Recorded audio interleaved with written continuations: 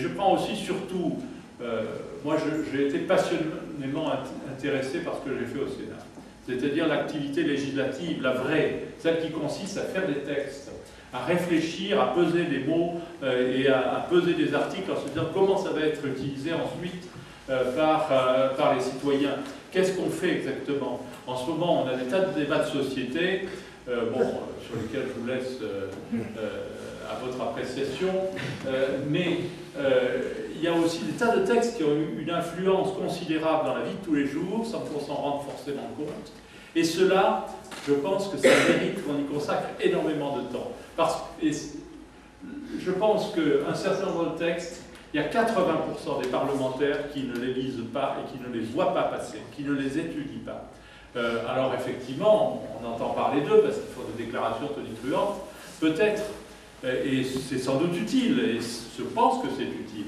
Mais à côté de ça, vous avez une centaine de lois qui sont votées chaque année, au moins par le Parlement, et qui méritent effectivement un travail approfondi. Parce que qu'est-ce qui se passe dans la plupart des cas?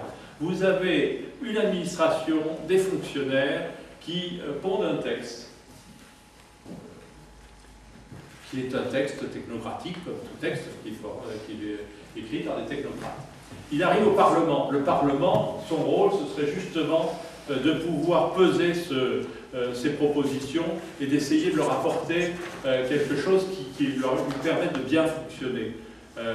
Or, qu'est-ce qui se passe la plupart du temps? Ce sont les administrateurs de l'Assemblée ou les administrateurs du Sénat, c'est-à-dire d'autres hauts fonctionnaires qui regardent le travail des premiers fonctionnaires et on aboutit à un texte qui, le plus souvent, est incompréhensible et inutilisable. Et en plus, les décrets d'application ne sortent jamais. Moi, je ne me satisfais pas de cette façon de travailler.